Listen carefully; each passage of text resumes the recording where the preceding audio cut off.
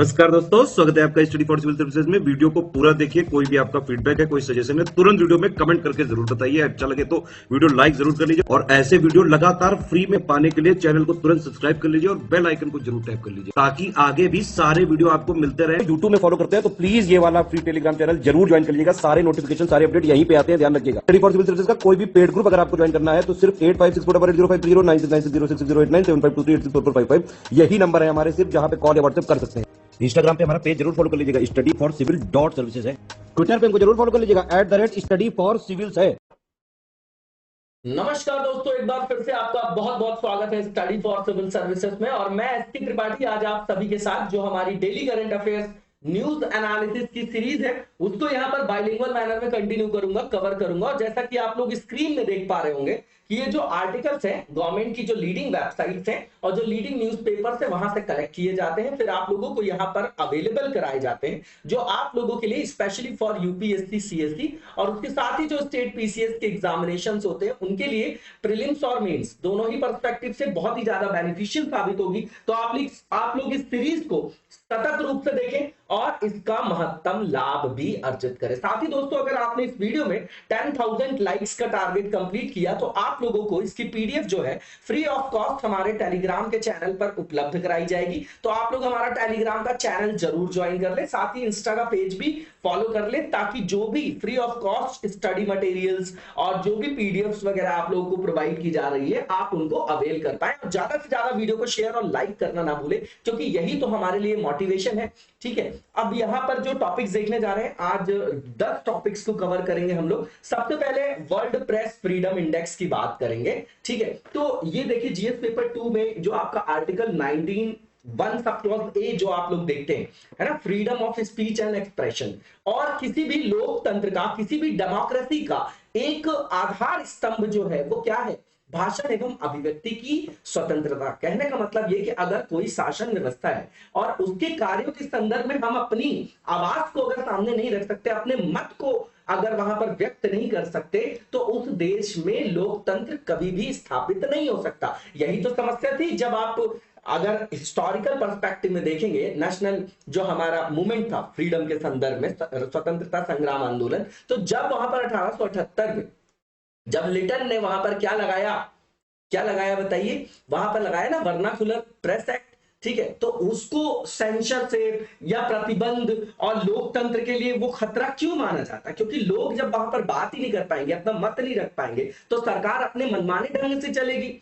तो फिर वो तो क्या होगी? ऑटोक्रेसी हो गई, एक तरीके से तानाशाही हो गई वो आपकी, है ना। तो उसी संदर्भ में भारत की रैंकिंग जो है लगातार जो है घटती जा रही है। भारत ने इस चीज का विरोध किया कि भैया हमारी रैंकिंग इतनी कम क्यों कर दिया है आप लोगों ने। तो देखा जाएगा, है ना, हमारे यहाँ जो सबसे बड़ी समस्या अभी ज्वलंत मुद्दा, जो भी मीडिया हाउसेज हैं वो कॉर्पोरेट्स के हैं। मीडिया का बहुत बड़ा रोल होता है, बहुत बड़ा रोल होता है किसी भी सफल लोकतंत्र को सुदृढ़ करने में, लोकतंत्र की सफलता को सुनिश्चित करने में होता है। ठीक है, और आज की डेट में आप देखेंगे कि हमारे यहाँ मीडिया का कितना गलत प्रभाव पड़ रहा है। अगर आप कुछ गवर्नमेंट की जो मीडिया हाउसेज हैं उनको छोड़ दीजिए तो बाकी सब जगह जैसे कोई एक सनसनी फैलाना है तो किसी न्यूज को गलत तरीके से पेश किया जाता है, तो जिन लोगों के अंदर अवेयरनेस नहीं होती है ना, तो वो उसको गलत संदर्भ में ले लेते हैं।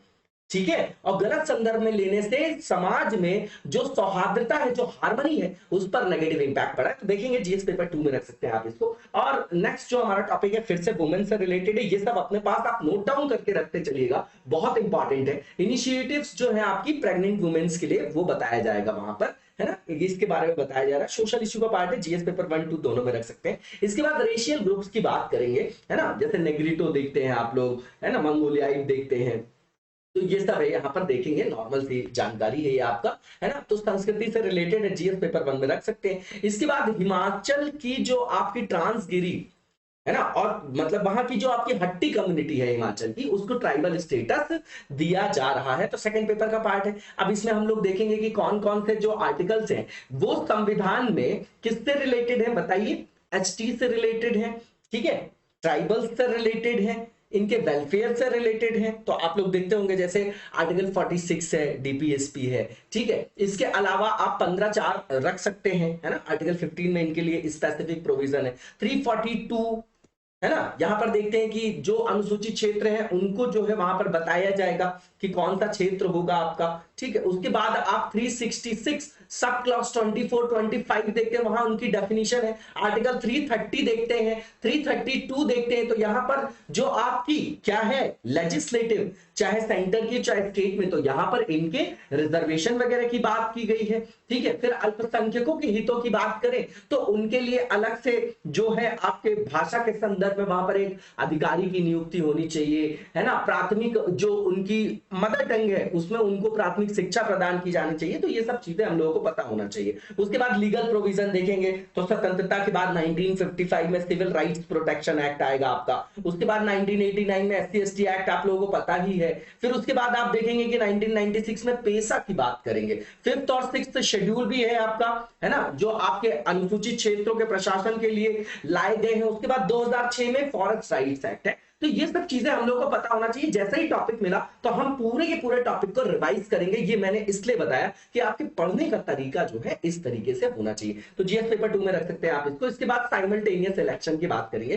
काफी पहले 17 में जो है 17 या 18 में यूपीएससी ने मेंस में पूछा भी है कि एक साथ चुनाव की बात की जा रही है यहाँ पर, साइमल्टेनियस इलेक्शन की, है ना, कि एक साथ चुनाव हो। क्यों? क्योंकि आप देखेंगे कि पहले तो सेंटर और स्टेट की जो लेजिस्लेटिव का चुनाव होता था, लेजिस्लेचर का, तो वहां पर ही केवल इंटरफ्रेंस रहता था बड़े बड़े नेताओं का। अब तो थर्ड टियर के लिए भी हो रहा है, तो सब अपना प्रचार करने में लगे। तो इनका जो मेन उद्देश्य, ये पार्टी जीत कर चुनाव इसलिए आई है कि देश का कल्याण करे। ये नहीं कि आप लगातार अपने शासन व्यवस्था को सुदृढ़ करते जाओ, आप ही राजा बने रहो, है ना, आप ही जो है पार्टी में बने रहो। हर किसी की बात कर रहा हूं, मेरा किसी भी चुनाव की पार्टी से, किसी भी राजनीतिक पार्टी से कोई लेना देना नहीं है, न्यूट्रल मैं यहां पर बोल रहा हूं, इसको अलग तरीके से मत लीजिएगा, ठीक है ना। तो इसको देखेंगे हम लोग, साइमल्टेनियस जो इलेक्शन है इसके पॉजिटिव्स क्या है, नेगेटिव्स क्या है, ये देखेंगे हम लोग, ठीक है। तो ये आपका सेकंड पेपर का पार्ट है, इंपॉर्टेंट है। इसके बाद सिंगल यूज प्लास्टिक को जो बैन किया गया, तो इसमें बोला गया है कि कॉम्प्रिहेंसिव सारी चीजों को नहीं किया गया है यहाँ पर बैन, तो उसको कॉम्प्रिहेंसिव बनाने की जरूरत है ना। वहां पर फिक्की वहां पर अपना तर्क दे रही है कि भैया ऐसा है कि आपने एकदम से बैन लगा दिया तो इससे बहुत बड़ा जो है इंडस्ट्री को जो है लॉस हो रहा है, ठीक है। तो इसको देखेंगे हम लोग, थर्ड पेपर का पार्ट है। इसके बाद स्पेस रिफॉर्म्स की बात करेंगे, बिल्कुल कंटेक्चुअल टाइप टॉपिक है आपका साइंस एंड टेक का। इसके बाद एफपीओज की बात है, यहाँ पर फार्मर से रिलेटेड है, थर्ड पेपर का पार्ट है आपका कि एफपीओज जो है जैसे किसान उत्पादक संगठन, तो इनको क्यों बनाया गया है? ताकि किसानों के हितों का जो है आपका संरक्षण हो सके, उनको सारी सुविधाएं मिल सके। बैकवर्ड लिंकेजेस की बात करें, चाहे फॉरवर्ड लिंकेजेस की बात करें, चाहे उनके उत्पादों को सही मूल्य दिलाने की बात करें, तो सारी समस्याओं समाधान के लिए इनको यूज किया जा रहा है। इसके बाद करेंसी एप्रिसिएशन और डेप्रिसिएशन की बात करेंगे यहाँ पर। उसके बाद टूरिज्म सेक्टर की बात करेंगे, इसको जो है इंडस्ट्री का सेक्टर दिया है ना, तो ये दिया गया है स्टेट में, ठीक है, तो इसलिए ये चर्चा में है, ठीक है। तो ये जो है आपका इकोनॉमिक्स का पार्ट है, थर्ड पेपर का पार्ट है, दोनों जो आपके टॉपिक है 9th और 10th, ठीक है। इसके बाद जो पहला टॉपिक है इसको डिटेल में देखेंगे हम लोग। तो सीधी बात है कि भारत की जो रैंकिंग है भैया 180 देशों में 150वें स्थान पर है, ठीक। अब इसको कौन पब्लिश करता है? तो 2002 से कौन करता है? Reporters without borders. क्या इनको कोई बहुत बड़ा एक बार अवार्ड वगैरह भी मिला है क्या? नोबेल मिला है क्या इनको? बताइएगा कमेंट बॉक्स में, आप लोग कमेंट करके बताते नहीं है ना। इसके बाद जो नेक्स्ट यहाँ पर पॉइंट है कि भैया ये जो आपकी संस्था है रिपोर्टर्स विदाउट बॉर्डर्स है क्या? तो आपका एक तरीके का एनजीओ है, नॉन प्रॉफिट और नॉन गवर्नमेंटल ऑर्गेनाइजेशन है इंटरनेशनल स्तर पर, ठीक है ना, अंतरराष्ट्रीय स्तर पर। और ये क्या करता है? तो ये देखता है भैया कि जो विभिन्न देश हैं, क्या वहां पर जो आपका क्या है बोलने का अधिकार, अभिव्यक्ति का अधिकार है ना, वो किस तरीके से वहां पर बहाल किया जा रहा है ना, और वो उसको किस तरीके से सरकार जो है अपने शासन व्यवस्था के द्वारा सुरक्षा प्रदान कर रही है, ठीक है। तो सूचना के स्वतंत्रता के अधिकार की रक्षा करना इसका क्या है, क्या है मेन एम है, ठीक। अब इसकी बात यहां पर ये बताई जा रही है नेक्स्ट पॉइंट में कि इंडिया की रैंक जो है वो बॉटम 30 में, सीधी बात है 180 में 150 रैंक है। अब ये जो आपकी संस्था है ना, जो एनजीओ है आपका, कौन सा? रिपोर्टर्स विदाउट बॉर्डर्स, कहां पर बेस्ड है? ये पेरिस फ्रांस में, ये याद रखिएगा आप लोग, ठीक। अब इसके बाद आप देखेंगे कि ये जो इंडेक्स है क्या हाईलाइट करता है? तो भैया ये हाईलाइट करता है कि जो प्रेस वगैरह की फ्रीडम है उसकी डिग्री क्या है, उसका क्या आयाम है, वो किस अवस्थिति में है किसी देश में, है ना। तो जर्नलिस्ट की फ्रीडम की बात करेंगे, ऑर्गेनाइजेशंस के, नेटिजन जो नेट वगैरह के थ्रू जो अपनी बातों को रखते हैं, है ना, तो सारे देशों में इसको देखेंगे वो और इसका इवैल्यूएशन करेंगे और फिर ये भी देखेंगे कि गवर्नमेंट का एफर्ट क्या है ऐसी स्वतंत्रता को सुरक्षित रखने के लिए, है ना। ठीक है, अब यहां पर बताया जा रहा है कि 0 से 100 तक की मार्किंग होती है इसमें, है ना, जो मार्क्स वगैरह देते हैं, स्कोर देते हैं जिसको आप बोल सकते हैं। तो बेस्ट पॉसिबल स्कोर जो है आपका 100 होगा, वर्स्ट आपका 0 होगा, जैसे सारे इंडेक्सेस में होता है। ठीक है, अब यहां पर जो 5 है वो कंटेक्चुअल इंडिकेटर्स हैं, है ना, जिसके बिहाफ पे ये जो है ये चीजें जो है रैंकिंग के तौर पे ये यहां पर इवैल्यूएट करते हैं। तो पहला जो पॉइंट है पॉलिटिकल कंटेक्स्ट, ठीक है ना, पॉलिटिकल कंटेक्स्ट सबसे ज्यादा इंपॉर्टेंट है। उसके बाद लीगल फ्रेमवर्क हो गया, है ना, इकोनॉमिक कंटेक्स्ट हो गया आपका, सोशियो कल्चरल कंटेक्स्ट भी है और सेफ्टी उसी से संदर्भित है। अब इस साल जो टॉप किया भैया नॉर्वे, फिर से वही कंट्रीज आ गई आपकी नॉर्डिक कंट्रीज जिनको आप बोलते हैं। उसके बाद सेकंड रैंक पे डेनमार्क है, तीसरे पे स्वीडन है, चौथे पे एस्टोनिया है और उसके बाद फिनलैंड है आपका। ठीक है, आप याद रख सकते हैं, टॉप मोस्ट कंट्री का नाम आप याद रखिए। इसके बाद नॉर्थ कोरिया जो है आपका, है ना, आप लोगों को पता ही है किम योंग जोंग के बारे में, तो है ना, तो वो आपके बॉटम में है ना, 180th रैंक है उसकी। पाकिस्तान की बात करें तो 157 है, श्रीलंका की बात करें 146 है, याद रखिएगा 146 हमसे अच्छी रैंकिंग में हो श्रीलंका। बांग्लादेश 162 है, चाइना 175 है, म्यांमार 176 है, क्योंकि म्यांमार में भी अभी शासन व्यवस्था में तख्ता पलट और वहां पर बहुत सारी समस्याएं चल रही है। ठीक है, अब ये जो सिचुएशन है वो कैसी है कि ये जो बॉटम कंट्रीज है, सीधी बात है, वेरी बैड की सिचुएशन में रखा जाता है उनको, है ना, बहुत खराब के रूप में वर्गीकृत किया जाता है। जो लास्ट के आपके 28 देश है और तीसरे नंबर पे हमें, तो हमारे यहाँ भी स्थिति खराब है और हमारी जो स्थिति बताई जा रही है कि लगातार जो हमारी रैंकिंग है वो घटी है। क्या हुई है? घटी है, कंसिस्टेंटली गिरी है। ठीक है, 2016 से, ठीक है, 133 थी, अब हमारी 150th हो गई है। ठीक है, लास्ट ईयर आप देखेंगे तो 142nd थी, अब जो है आपका 150th हो गया है ना। स्कोर वगैरह याद रखने की जरूरत इतनी नहीं है, फिर भी देख जाइएगा 41 है यहाँ पर। संवैधानिक प्रावधान की बात करें तो सीधी बात हमको याद होनी चाहिए, आर्टिकल 19(1) सब क्लॉज ए। यहाँ पर क्या बात किया गया है? यहाँ पे बात किया गया है कि भाषण एवं अभिव्यक्ति की स्वतंत्रता, अब प्रेस की स्वतंत्रता भी इसी में शामिल है, आप लोगों को पता है। ठीक है, और ये क्या है? फंडामेंटल राइट्स है, इसको स्पेशल सेफगार्ड दिया गया है कि अगर इसका वायलेशन होगा तो जो नॉर्मल लिटिगेशन की प्रोसेस है ना, उसके थ्रू आप नहीं जाएंगे, डायरेक्टली सुप्रीम कोर्ट को अप्रोच कर सकते हैं आर्टिकल 32 के अंतर्गत और आर्टिकल 226 के अंतर्गत हाई कोर्ट को, है ना। तो ये क्या है? सेफगार्ड दिया गया, फंडामेंटल राइट्स के रूप में इसको प्रदान किया गया। हालांकि ये एब्सोल्यूट नहीं है ना, स्वतंत्रता स्वच्छंदता में फर्क होता है, इंग्लिश में तो एक ही वर्ड होता है, फ्रीडम।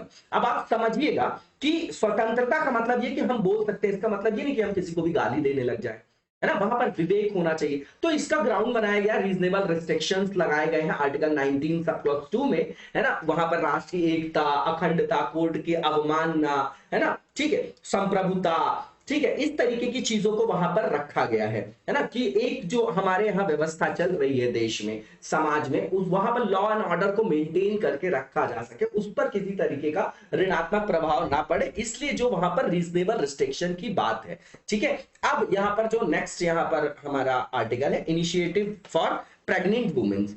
ठीक, प्रेग्नेंट वुमेन्स की बात कर रहे हैं यहाँ पर, तो भारत सरकार ने इनके लिए कई सारी पहल की है। ठीक है, और इसके बारे में यहाँ पर बताया जा रहा है। सबसे पहले जननी सुरक्षा योजना, सबको पता है, हमने कल भी बात की थी इसकी, कि ये कंडीशनल कैश ट्रांसफर स्कीम है ना, कि यहाँ पर महिलाओं को ये बोला जाता है कि आप इंस्टीट्यूशनल डिलीवरी कराइए, संस्थागत जो है प्रसव को क्या करिए, उसका उपयोग करिए, है ना, प्रसव के लिए संस्थागत प्रसव कराइए। ठीक है, इससे IMR, MMR ये सब जो है हमारे क्या किए जाएंगे, कम किए जाएंगे। तो जो हमारा सस्टेनेबल डेवलपमेंट है उसको हम क्या करेंगे, एंश्योर करेंगे, क्योंकि SDG गोल के अंतर्गत ये है ही हमारा गोल। ठीक है ना, और इंपॉर्टेंट भी है, क्यों? क्योंकि एक माँ और बच्चा, है ना, एक स्वस्थ माँ स्वस्थ बच्चे को क्या देगी, जन्म देगी, और वही बच्चा जो है देश का भविष्य होगा। तो माँ जो आपकी जननी है वही सृष्टि की क्या है, सृष्टि की भी जर्नी है किसी बच्चे के साथ। तो पूरा भविष्य जो है देश का, राष्ट्र का विकास है, वो उसी पॉइंट पर डिपेंडेंट है, इसलिए यहां पर इतना फोकस गवर्नमेंट रखती है। तो इसके लिए बोलते हैं कि भैया अगर आप संस्थागत प्रसव कराओगे तो आपको जो है कैश ट्रांसफर किया जाएगा, कुछ कंडीशन है उसमें। ठीक, अब इसके बाद जननी शिशु सुरक्षा कार्यक्रम है, इसके अंतर्गत क्या किया जाता है कि जो भी प्रेग्नेंट वुमेन है उनको जो भी आवश्यकताएं हैं उनकी पूर्ति की जाती है उनकी। ठीक है, जैसे फ्री डिलीवरी, उसके अंतर्गत सिजेरियन सेक्शन भी है आपका। ठीक है, अब यहां पर जैसे आने जाने में उनको ट्रांसपोर्ट का खर्चा लग रहा है, डायग्नोस्टिक वगैरह की सुविधा है, मेडिसिन की है, और भी जो आपकी सुविधाएं हैं वो उनको प्रदान की जाती हैं, उनको प्रदान की जाती हैं। ठीक है, इसके बाद यहां पर ये बताया जा रहा है कि 25,000 से ज्यादा डिलीवरी पॉइंट्स बनाए गए हैं, जहां पर बहुत ज्यादा जो आपके मॉडर्न टेक्नोलॉजी से रिलेटेड इंफ्रास्ट्रक्चर को डेवलप किया गया है ना। और वहां पर क्यों किया गया है, ताकि वहां पर जो आपकी महिलाएं वहां पर जा रही हैं प्रसव के लिए तो उनका ध्यान रखा जा सके। ठीक है, तो यहां पर जो टारगेट किया गया है किसको, comprehensive reproductive maternal newborn child plus adolescent. ये धीरे धीरे जो है, पहले केवल मैटरनल हेल्थ और बच्चों को सिर्फ वहां पर क्या किया गया था, कवर किया गया था। बाद में जो है एडोलसेंट हेल्थ सर्विसेज और रिप्रोडक्टिव एज, मतलब कॉम्प्रिहेंसिव व्यापक स्तर पर बनाया गया। जैसे आप प्री नटाल, एंटी नटाल ये सब पढ़ते होंगे ना, तो उसी से संदर्भित है कि बच्चा भी, ठीक है, मां भी, ठीक है, वहां पर एडोलसेंट हेल्थ की बात की है और रिप्रोडक्टिव हेल्थ की भी बात है। तो उसके लिए ये सब सुविधाएं प्रदान करने के लिए 25,000 आधुनिक तकनीकों से युक्त जो है आपकी क्या बनाई गई है, डिलीवरी पॉइंट्स वगैरह वहां पर बनाए गए हैं। ठीक है, अब ये नॉर्मल सी चीज है। अब यहां पर समझिएगा कि जो नेक्स्ट पॉइंट है, सुमन की बात करें, सुरक्षित मातृत्व आश्वासन। ठीक है, अब ये क्या करेगा, सीधी बात है कि यहां पर भी ये इंश्योर करना है कि जो महिलाएं हैं उनको डिग्निफाइड, रिस्पेक्टफुल और क्वालिटी हेल्थ केयर मिले, और वो भी कैसे, बिना किसी मूल्य के। और अगर यहां पर किसी तरीके की उनको सर्विसेज जो है उपलब्ध कराने में कोई मना करता है या डिनायल ऑफ सर्विसेज का प्रॉब्लम वहां पर देखा जाता है ना, किसी भी वुमेन के साथ, और कोई भी न्यूबॉर्न के लिए अगर वुमेन वहां पर विजिट करती है और पब्लिक हेल्थ फैसिलिटी से उसको बोला जाता है कि आपको ये नहीं मुहैया कराया जाएगा, है ना, तो उसके लिए जीरो टॉलरेंस को क्या किया जाएगा, वहां पर अप्लाई किया जाएगा, कोई भी सहनशीलता बर्दाश्त नहीं की जाएगी, उनके खिलाफ एक्शन लिया जाएगा। ठीक, सीधी बात है। अब यहां पर भी आप देखिए, सब जगह मैसेज हमारे लिए क्या है, हमारा एम क्या है, एमएमआर को कम करना, है ना, और उसके बाद आईएमआर को कम करना, यही तो चीजें हैं ना यहाँ पर। ठीक है, अब इसके बाद प्रधानमंत्री जो सुरक्षित मातृत्व अभियान है उसके बारे में देखेंगे, तो यहां पर जो है गर्भवती महिलाओं को हर मंथ का एक डेट जो है निश्चित कर दिए कि जो 9th जो आपकी डेट है, 9 तारीख है, उसको एक निश्चित दिन बना दिए और बोला गया कि प्रसव पूर्व जो देखभाल करनी है उसके लिए क्या करना है, निःशुल्क सुविधाएं प्रदान की जाएंगी और वो आपकी क्वालिटेटिव एस्पेक्ट में भी अच्छी होंगी। ठीक, अब इसके बाद लक्ष्य की बात करें, कल भी हमने कवर किया था, लेबर रूम क्वालिटी इंप्रूवमेंट है आपका ये। ठीक है, तो ये क्या है, इसके अंतर्गत क्या किया जाएगा कि जो आपकी गर्भवती महिलाएं हैं उनको प्रसव के दौरान और तत्काल प्रसव के बाद जो भी उनको आवश्यकताएं हैं, जिसके द्वारा एक स्वस्थ जो है, उनका स्वास्थ्य जो है वो ठीक रहे, है ना, और उनका ख्याल रखा जा सके, है ना, वो भी गुणवत्तापूर्ण आयाम में। ठीक है, तो उसके लिए जो है आपका यहाँ पर जो लेबर रूम है और जो मैटरनिटी ऑपरेशन थिएटर है उनको ठीक करने की बात की गई है, उनकी गुणवत्ता में सुधार करने की बात की गई है ना। अब यहाँ पर जो नेक्स्ट यहाँ पर पॉइंट लिखा गया है, ये मंथली विलेज हेल्थ सैनिटेशन और न्यूट्रिशन डे है, तो एक दिन डिसाइड करके एक तरीके की आउटरीच एक्टिविटीज है, इसमें माता सहित शिशु की देखभाल के लिए जो है आपके वहां पर प्रावधानों को बताया जाता है और उपलब्ध कराई जाती है सुविधाएं, इसमें न्यूट्रिशन वगैरह भी शामिल है। ठीक, इसके बाद आउटरीच कैंप्स लगाते हैं, जैसे आदिवासी क्षेत्र है, दुर्गम क्षेत्र है, तो वहां पर स्वास्थ्य की जो सुविधाएं हैं उनकी उपलब्धता सीमित है, तो वहां पर भी इस तरीके की सुविधाओं को गुणवत्ता के स्तर पर रखते हुए, है ना, मतलब गुणवत्तापूर्ण जो है आपकी स्वास्थ्य सेवाएं वहां पर पहुंचाने के लिए आउटरीच शिविरों का जो है आपका प्रावधान किया गया है। आउटरीच शिविर है, इसके द्वारा मातृ एवं जो बाल स्वास्थ्य सेवाएं उसके प्रति जागरूकता बढ़ाएंगे, है ना, और वहां पर जो हाई रिस्क वाली आपकी प्रेगनेंसीज होती है उनको भी ट्रैक किया जाएगा, और वहां से भी अल्टीमेटली इन सब का एम क्या है बताइए, राष्ट्र का विकास कैसे, आईएमआर कम होगा, यहाँ से एमएमआर कम होगा, है ना, स्वास्थ्य जो है उनका अच्छा रहेगा। ठीक, अब यहां पर यही क्वेश्चन पूछा गया है कि एक स्वस्थ मां स्वस्थ बच्चे को जन्म देती है जिससे देश का समग्र विकास सुनिश्चित होता है। तो इस स्टेटमेंट के कंटेक्स्ट में आप लोगों को यह बताना है कि जो गर्भवती महिलाएं हैं, है ना, उनके स्वास्थ्य और पोषण की दिशा में सरकार ने क्या कदम उठाए, उन पर प्रकाश डालना है। ठीक, अब इसके बाद जो नेक्स्ट हमारा यहाँ पर आर्टिकल है, अब ये जो टॉपिक है बिल्कुल ये कैसा है आपका कंटेक्चुअल टॉपिक है, रेसेस जो है आपके उसके बारे में बताया जा रहा है भारत में, है ना। इसमें एक अच्छी चीज बताई गई है, मैंने हमेशा आपको जो है हाईलाइट करके भी बताया, सैलेड बाउल, है ना।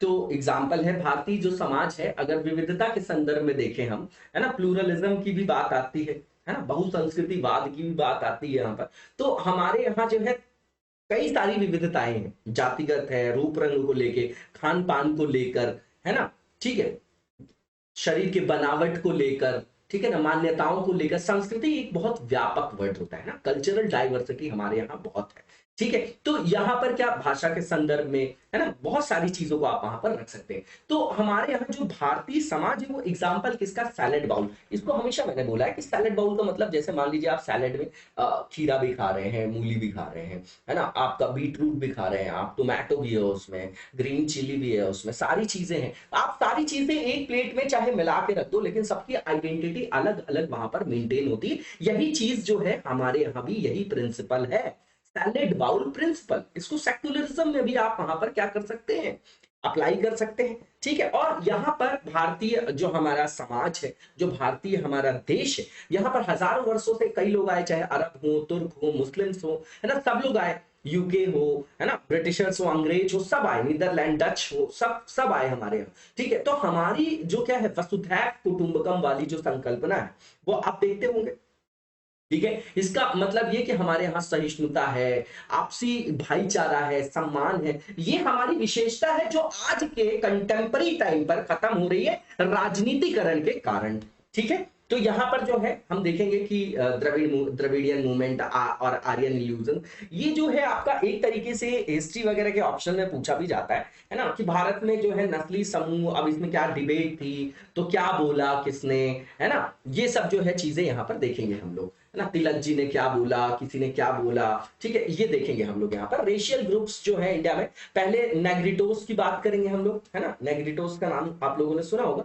इनकी जो शारीरिक बनावट की बात करें तो स्किन ब्लैक होती है और फ्लैट जो है इनकी नोज वगैरह होती है, ये पाए जाते केरला, अंडमान निकोबार में, ठीक है। इसके बाद प्रोटो ऑस्ट्रोलाइट की बात करेंगे हम, तो ये सेंट्रल इंडिया और सदर्न इंडिया में पाए जाते हैं। इनके फिजिकल अपीयरेंस की बात करेंगे तो वूली हेयर होते हैं, बल्बस आपका फोर हेड होता है इनका, है ना, नोज जो होता है ब्रॉड फ्लैट होता है, ठीक है। इसके बाद जॉर्ज वगैरह भी जो होते हैं इनके थोड़े उभरे हुए होते हैं, जबड़े की बात कर रहा हूं मैं, है ना। तो जैसे कई सारे हमारे यहाँ ट्राइबल से गोंड, भील, संथाल, है ना, तो ये सब जो है आपके इसी रेस के अंतर्गत आते हैं। द्रविडियंस भी जो है इसी को बिलोंग करते हैं। मंगोलियाइट की बात करें हम लोग तो लद्दाख और नॉर्थ ईस्ट स्टेट्स में पाए जाते हैं। इनकी शारीरिक बनावट की बात करेंगे तो येलो स्किन होती है, इनकी हाइट कम होती है और इन आंखें जो होती है हाफ ओपन बोला जाता है उनको, ठीक है। इसके बाद मेडिटेरेनियन और जो द्रविडियन रेस है आपकी, ये पाई जाती है कहां पर, है ना, तो इंडोनेशियन और ऑस्ट्रेलियन बोथ जो है यहाँ पर पाई जाती है। ये समझिएगा द्रविडियन जो रेसेस हैं ये लार्जली कहां पे पाई जाती है, तो सदर्न इंडिया, और ये बोलती क्या है, तो द्रविडियन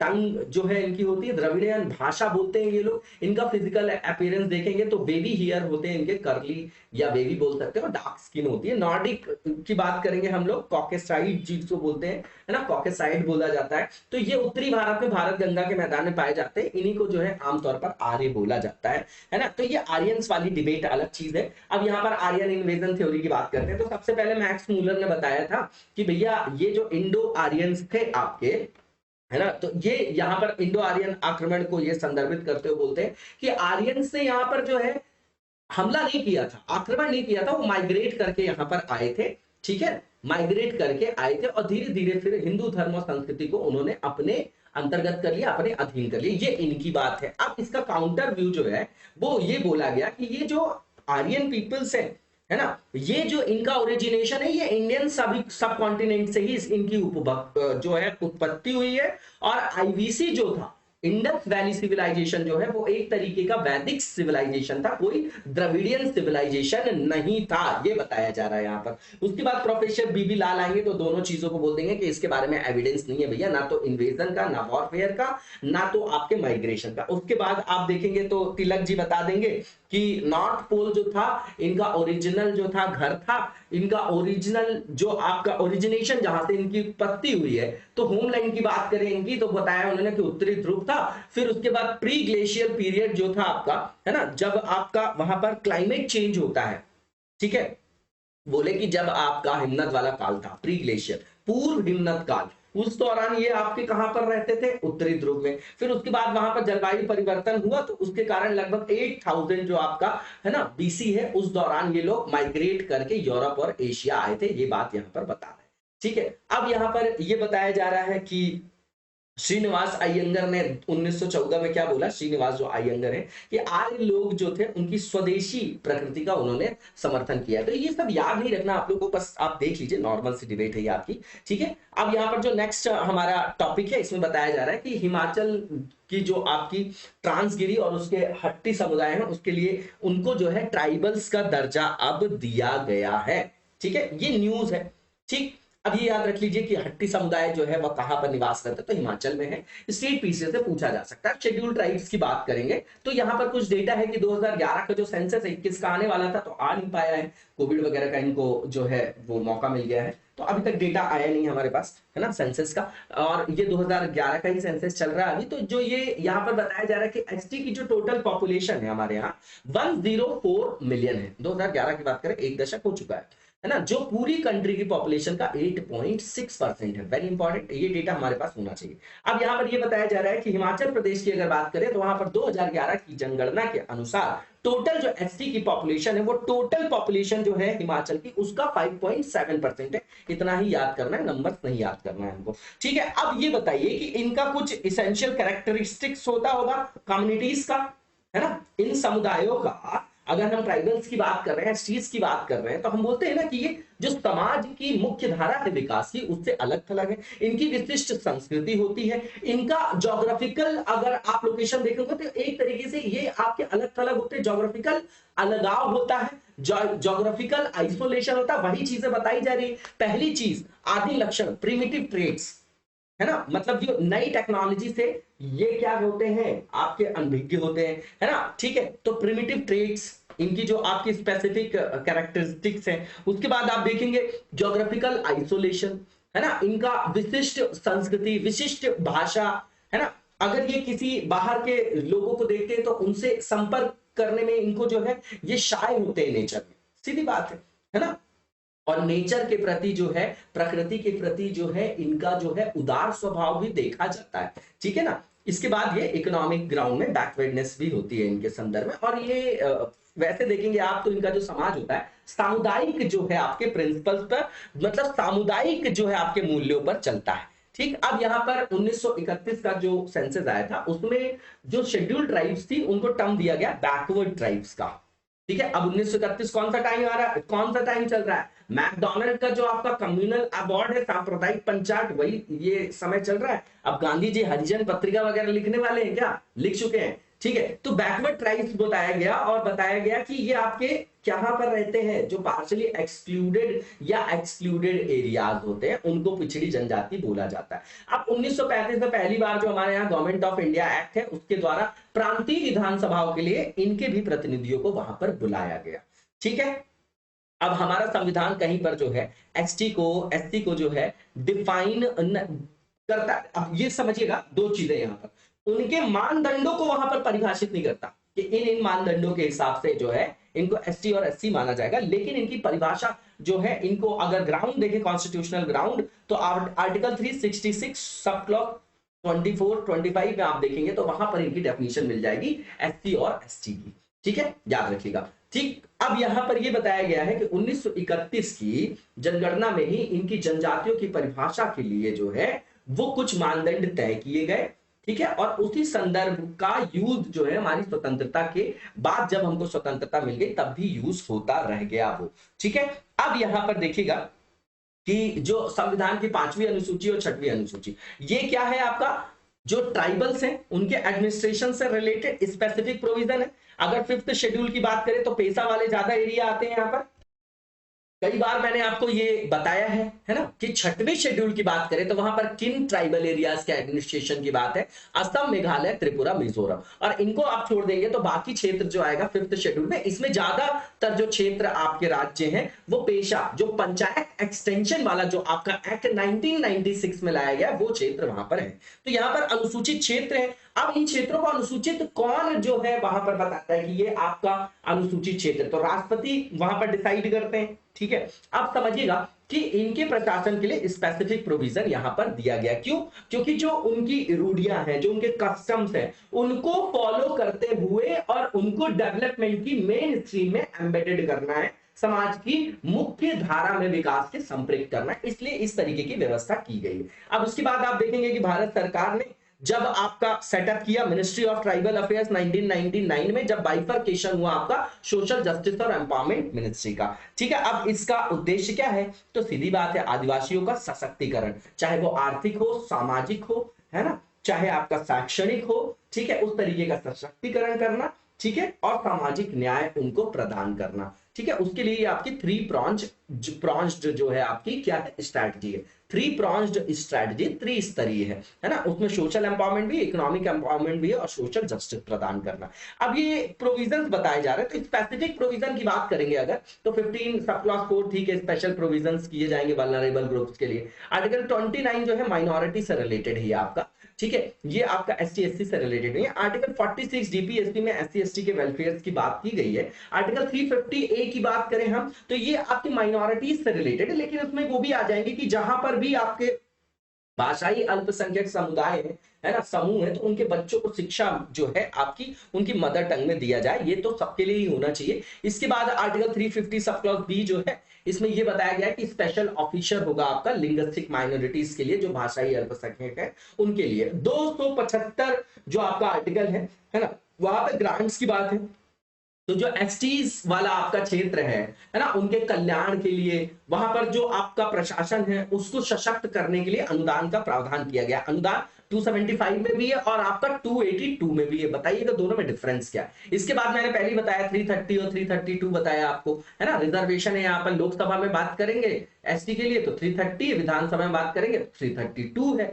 इसके बाद जो है पंचायत में भी सीट्स का रिजर्वेशन की बात है 243D, ठीक है ना। तो ये देख जाइएगा आप लोग, इंपॉर्टेंट है ये, ठीक है। इसके बाद अगर लीगल सेफ गार्ड की बात करें, एक बार ये क्वेश्चन पूछा भी गया है ना मेंस में, कि जो आपके स्वतंत्रता के बाद ऐसे कौन से हमारी सरकार ने आयाम उठाए हैं, आयाम अपनाए हैं, है ना, इनके वेलफेयर के लिए, ठीक है ना, ट्राइबल्स के, ठीक है, एसटीज के, SC SC के लिए, ठीक है। तो सबसे पहला जो आपका लीगल फ्रेमवर्क पूछा गया था, लीगल सेफगार्ड पूछा गया था, वही चीज यहाँ पर बताई जा रही। मैंने पहले ही बता दिया आपको, 1955 में सिविल राइट्स प्रोटेक्शन एक्ट, 1989 में SC ST एक्ट है, 1996 की बात करें तो पेसा एक्ट है, और उसके बाद 2006 scheduled rights and other traditional forest dwellers recognition of forest rights act 2006, very important, ठीक है। इसके बाद हट्टी जो कम्युनिटी है इसके बारे में देख लेते हैं। तो एक तरीके का आपका क्लोज निट कम्युनिटी है, ठीक है, और इनको जो है आपका नाम जो मिला है इनके काम के कारण मिला है,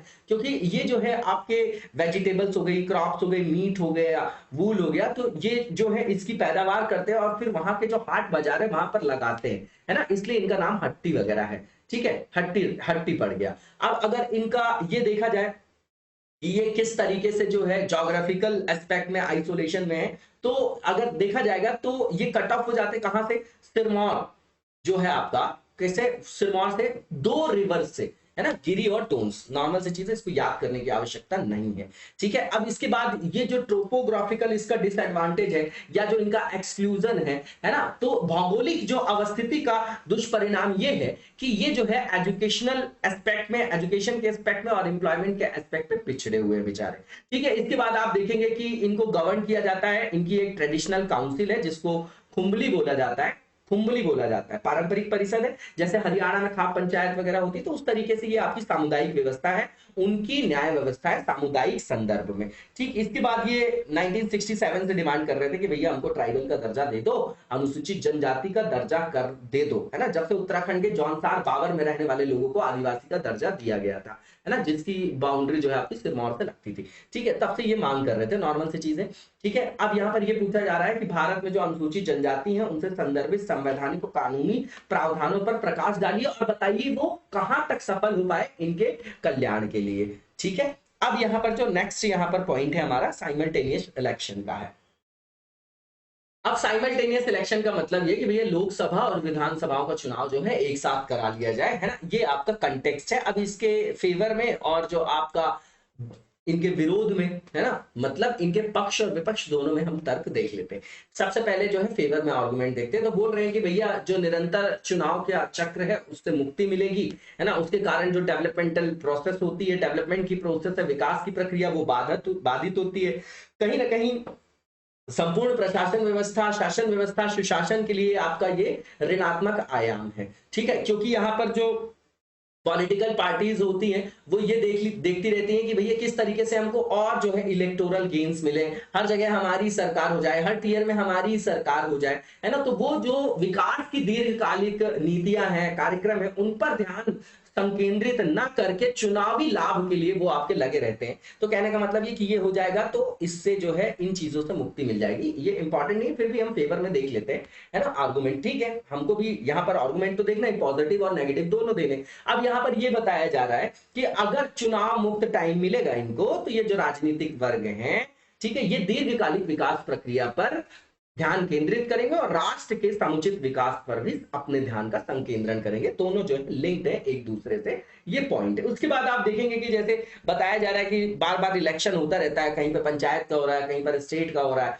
तो इससे ये होता है कि वहां पर जो है आपका आचार संहिता लागू हो जाती है, तो जो भी आपकी डेवलपमेंट प्रोग्राम वगैरह है वो उनसे रिलेटेड जो भी एक्टिविटीज है वो ठप पड़ जाती है। तो ये भी जो है कहीं ना कहीं विकास की प्रक्रिया को बाधित करता है। इसके बाद यहाँ पर ये बताया जा रहा है कि अब ये दोनों लिंक्ड है कि लंबे समय तक आचार संहिता अगर लगी रही तो पॉलिसी पैरालिसिस का संदर्भ हो जाता है वहां पर, है ना। ठीक है, तो ये नॉर्मल पॉइंट है, दोनों एक दूसरे से लिंक्ड है। इसके बाद में ये बताया जा रहा है कि यहां पर चुनावों में जो आपके स्टेक होल्डर्स हैं, है ना, इनके उनको सारे स्टेक होल्डर्स की बात करें, सरकार, उसके अलावा लड़ने वाले जो उम्मीदवार है, राजनीतिक दल, है ना, मतदाताओं के लिए जो कार्यक्रम वगैरह वो आयोजित करते, यात्रा करते, तो इसमें बहुत सारा पैसा खर्च होता है ना। तो हमारे यहाँ वैसे भी बहुत पैसा खर्च होता है चुनावों में, तो कहने का मतलब ये कि वो पैसा बचेगा। अब ये नॉर्मल सा क्या है, तर्क है, ये बहुत इंपॉर्टेंट तर्क नहीं है यहाँ पर। इसके बाद यहाँ पर ये बताया जा रहा है कि इस तरीके से हाल के वर्षों में जो हमारे यहाँ लोकसभा चुनाव के लिए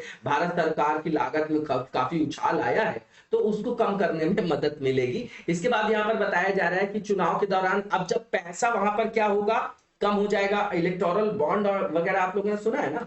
ठीक है, तो इससे जो क्रोनी कैपिटलिज्म है, जो एक गठजोड़ है किसका, क्रिमिनल्स का, पॉलिटिशियंस का, इंडस्ट्रियलिस्ट का, है ना, तो उसको जो है आपका क्या किया जा सकेगा, उसको तोड़ा जा सकेगा। तो कहीं ना कहीं भ्रष्टाचार और काले धन का जो उपभोग होगा वो कम होगा। हमारे यहाँ जो पैरेलल इकोनॉमी काले धन की चलती है ना, उसको हम रोक पाएंगे। और हमारे जो पूर्व मुख्य चुनाव आयुक्त हैं डॉक्टर SY कुरैशी, उन्होंने बोला है कि भ्रष्टाचार का जो मूल कारण है देश में वो चुनाव है।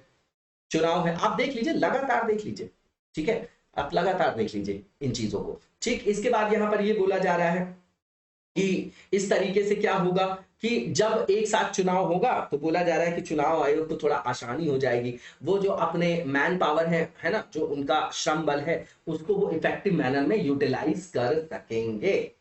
ठीक है। अब इससे बोला जा रहा है कि फ्रीक्वेंट इलेक्शन जब होते रहते हैं, बार बार इलेक्शंस हो रहे हैं, तो रैलियां होती हैं, तो वहां पर ट्रैफिक ज्यादा हो जाता है, आम जनजीवन अस्त व्यस्त हो जाता है, नॉइज पॉल्यूशन वगैरह भी होता है, दिन भर जो है उनका जो है वहां पर विज्ञापन वगैरह आता रहता है। ठीक है, अब इसके डीमेरिट्स बताए जा रहे हैं। तो सबसे पहली बात ये कि एक बात याद रखिए कि हमारे यहाँ जो मतदाता है वो एक ही साथ विधानसभा में भी चुनेगा अपने किसको, प्रतिनिधि को, और कहां पर लोकसभा में भी चुनेगा, तो वो कंफ्यूज हो जाएगा, है ना। क्योंकि राष्ट्रीय जो आपके मुद्दे हैं और क्षेत्रीय मुद्दे हैं, क्षेत्रीय आधार पर जो आपके मुद्दे होते हैं उनमें बहुत ज्यादा डिफरेंस होता है।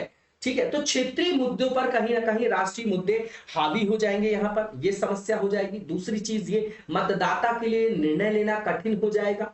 ठीक है, क्योंकि एक ही समय पर मतदान करेंगे। ठीक है, तो उनको जो है कंफ्यूजन होगा कि सेंटर में हम किसको लें और यहाँ पर किसको लें, स्टेट में अपने या अपने जो आपका उनका स्थानिक क्षेत्र होगा। ठीक, इसके बाद यहाँ पर ये बोला जा रहा है कि कई जगह जो है आपका संवैधानिक विफलता वगैरह हो जाता है, आर्टिकल 356 वगैरह आप लोगों ने देखा होगा, है ना। तो उसके कारण राज्य विधानसभा को भंग वंग करना पड़ता है। ठीक है, उसके अलावा आप देखेंगे कि लोकसभा में भी अगर अविश्वास प्रस्ताव पारित हो गया तो लोकसभा भी भंग हो जाएगी। तो इसमें फिर ये आपका क्या होगा, इससे नेगेटिव इंपैक्ट पड़ेगा, एक साथ चुनाव वाली समस्या वहां पर आ सकती है। पर ये आपका बेसिक रीजन है, ये इतना इंपॉर्टेंट रीजन नहीं है। इसके बाद यहाँ पर ये बताया जा रहा है कि एक साथ चुनाव कराने के लिए कई बार ऐसा हो सकता है कि कुछ विधानसभाओं के जो आपका समय काल है उसको बढ़ाना पड़े 5 साल से अधिक के लिए, और कुछ को कम करना पड़े, ऐसा बोला जा रहा है ना, उनको सिंक्रोनाइज करने के लिए। इसके बाद बोला जा रहा है जब एक साथ चुनाव होगा तो वैसे ही हमारे यहाँ मैन पावर की कमी है, जो चुनाव वगैरह संपन्न कराने में यूज किए जाते हैं, तो और भी हमको कमी का सामना करना पड़ सकता है। और इसके बाद बताया जा रहा है कि कई सारी जो पॉलिटिकल पार्टीज है उनके बीच में आम सहमति भी नहीं है इस मुद्दे को लेकर। अब वे फॉरवर्ड क्या है, तो सीधी बात है, पहली चीज तो ये कि जो हमारे यहाँ लोकतंत्र के आदर्श हैं उनको बहाल करने के लिए सभी राजनीतिक पार्टियों को राजनीतिक हितों से ऊपर उठकर राष्ट्र हित को प्राथमिक मानकर जो है वहां पर क्या उठाने चाहिए, आयाम उठाने चाहिए। क्योंकि जो पॉलिटिकल गेम है, जो पॉपुलिस्ट अप्रोच है, आरक्षण का जो खेल है, जाति और धर्म का जो आपका ओवरलैप है हमारे यहाँ पॉलिटिक्स में, जैसे जैसे वो बढ़ रहा है हमारे देश का विकास जो है बाधित हो रहा है, उस पर ऋणात्मक प्रभाव पड़ रहा है। अभी भी लगातार आप घटनाएं देख ही रहे, मुद्दा विकास रोजगार का है ही नहीं, मुद्दा धर्म से जुड़ा हुआ है। और जहां पर भी धर्म की एंट्री हो जाती है, कहां पर, राजनीतिक व्यवस्था में, उस देश का पतन सुनिश्चित हो जाता है। ये आप देखेंगे, पुनर्जागरण का संदर्भ क्यों पढ़ते हैं हम लोग, है ना। तो यहां पर जो है एक सिविक सोसाइटी में, सिविल सोसाइटी में एक सिविक सेंस डेवलप होने की जरूरत है। हम लोगों को पता होना चाहिए कि किस तरीके से हमें मोबिलाइज किया जा रहा है, क्योंकि गलती राजनेताओं से ज्यादा हमारी खुद की है। क्योंकि लोकतंत्र में लोगों का तंत्र है, मत तो हमारा रखा जाता है ना, चुनते तो हम हैं। अब हम अपने छोटे छोटे फायदों के लिए वहां पर किसी व्यक्ति को अगर चुन लेते हैं, तो जब हमने ही उस करप्शन को स्टार्ट किया है तो वो करप्शन का दंश हमें ही तो झेलना पड़ेगा, है ना। तो यहाँ पर जो है लोगों में अवेयरनेस, यहाँ पर जो भी स्टेक होल्डर्स है उनके बीच में सहयोग, समन्वय, ठीक है ना, ये स्थापित करके इसको जो है देखना चाहिए कि इंप्लीमेंट करने से किस तरीके से क्या लोकतंत्र और सुदृढ़ हो पाएगा, है ना। ये सब चीजें देखने की आवश्यकता है इसमें। ठीक, अब इसके बाद जो नेक्स्ट हमारा यहाँ पर क्वेश्चन लिखा है, क्वेश्चन आप लिख के दिखाते ही नहीं है, ठीक है ना। तो अब यहाँ पर जो नेक्स्ट हमारा टॉपिक है इसको हमने पढ़ भी लिया है। यहाँ सिंगल यूज प्लास्टिक को बैन किया गया, उसके संदर्भ में है। तो बताया जा रहा है कि केंद्र सरकार ने जो प्लास्टिक अपशिष्ट प्रबंधन नियम है 2021 का, उसके अंतर्गत जो सिंगल यूज प्लास्टिक वगैरह था उस पर बैन लगा दिया गया है। ठीक है, अब इसका एम है क्या, तो सीधी बात है, प्लास्टिक प्रदूषण को कम करना। ठीक है, प्लास्टिक प्रदूषण को कम करना, इसमें टारगेट जो किया जा रहा है low utility high littering single use plastic को किया जा रहा है, जो हम नॉर्मल लेते हैं और उसको फिर फेंक देते हैं। तो अब इफिकेसी बता रहे हैं इसकी, तो ये बोला जा रहा है कि ये जो टारगेट है, इसमें जो बैन का जो मेन टारगेट है, इसमें सिर्फ और सिर्फ 2 से 3% प्लास्टिक जो आपके प्रोडक्ट्स होते हैं उनको जो है वहां पर क्या किया जा रहा है, लक्षित किया जा रहा है। केवल जो टोटल उत्पादित प्लास्टिक है उसका सिर्फ 2 और 3%। तो यही बोला जा रहा है कि भैया कॉम्प्रिहेंसिव नहीं है, सारी चीजों में बैन लगाया जाना चाहिए। यहाँ पर ये बताया जा रहा है, इसमें कुछ एक्सक्लूजन वगैरह भी है ना, जो फास्ट मूविंग आपके कंज्यूमर गुड्स है ना, ठीक है ना, तेजी से बिकने वाली जो उपभोक्ता वस्तुएं हैं, है ना, जो प्लास्टिक पैकेजिंग वो शामिल नहीं है उसमें। आप चिप्स, बिस्किट, नमकीन वगैरह, है ना, जो साबुन वगैरह के पाउच है, शैशे वगैरह जो होते हैं ना, वो सब जो है इसमें शामिल नहीं। और एक बात याद रखिए, ठीक है ना। तो एकदम से किसी चीज को हम बैन नहीं कर सकते, इस चीज को समझने की आवश्यकता है जब तक हम उसका कोई व्यवहार विकल्प ना वहां पर उपस्थित करा दे। तो एक फेज्ड मैनर में, चरणबद्ध तरीके से यहां पर किसी भी आयाम को अपनाया जाता है। ठीक, अब यहां पर बताया जा रहा है कि प्लास्टिक पॉल्यूशन मेनली जो आपका यहां पर है प्लास्टिक प्रदूषण, उसका कारक जो है वो टॉप ब्रांड्स हैं। यहां पर फिक्की ने भी आर्ग्यू किया है, अपना तर्क दिया है कि भैया एकदम से आपने जो आप बैन कर दिया फास्ट मूविंग कंज्यूमर गुड्स की पैकेजिंग को, है अगर, है ना, प्रतिबंध लगा दिया, तो उसके प्रतिबंध लगाने से जो खाद्य प्रसंस्करण उद्योग है, फूड प्रोसेसिंग इंडस्ट्री, उसको 90,000 करोड़ पर ईयर का जो है वहां पर घाटा लगेगा, है ना, नुकसान होगा, जो टोटल इंडस्ट्री का 72% होगा, है ना, नॉर्मल सी चीज है। अब यहां पर ये बताया जा रहा है कि फास्ट मूविंग कंज्यूमर गुड्स भी हैं और non fast moving consumer goods भी हैं, दोनों जो है अलग अलग तरीके से इन नियमों के अंतर्गत उनको लक्षित किया गया है। तो बताया जा रहा है कि कहीं पर आपने बैन लगा दिया, कहीं पर बैन नहीं लगाया है, ठीक है। तो जो तेजी से बिकने वाली उपभोक्ता वस्तुओं की श्रेणी है, उसको आपने प्रतिबंध से बाहर रख दिया, वही शैम्पू वगैरह के सैशे, बिस्किट, नमकीन, इसको आप याद रखिएगा, ठीक है। तो उससे क्या है, उससे ये हुआ कि ये जो प्रदूषण आपने प्रदूषण पर प्रतिबंध लगाया वो कॉम्प्रिहेंसिव नहीं है, कॉम्प्रिहेंसिव नहीं है। अब जो बैन किया है आपने फास्ट मूविंग कंज्यूमर गुड्स को, है ना, उनका सीधा सीधा प्रभाव किस में पड़ेगा, पूरे बैकवर्ड लिंकेजेस में, जहां पर प्लास्टिक प्रोडक्शन होता है, जिसमें पेट्रोलियम इंटरमीडिएट प्रोड्यूसर्स भी होंगे, है ना, जैसे नेफ्था के जो प्रोड्यूसर्स हैं वो भी होंगे, प्री पैकेजिंग मैन्युफैक्चरर्स हैं, प्लांट, मशीनरी, इन सब पर जो है आपका क्या पड़ेगा, प्रभाव पड़ेगा, ठीक है ना, इन पर जो है प्रभाव पड़ेगा।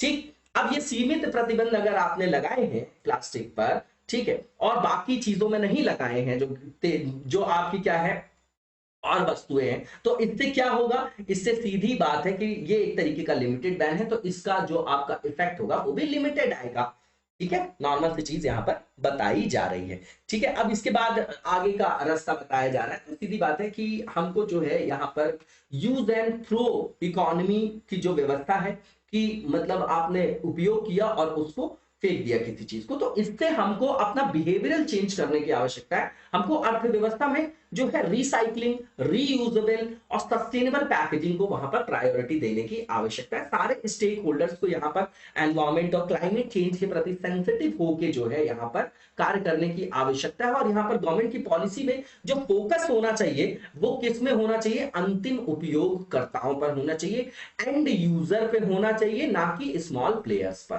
ठीक है ना। अब यहां पर जो नेक्स्ट हमारा पॉइंट है स्पेस रिफॉर्म से रिलेटेड है, ठीक है, तो इसको देख लेते हैं हम लोग, ठीक है। अब यहां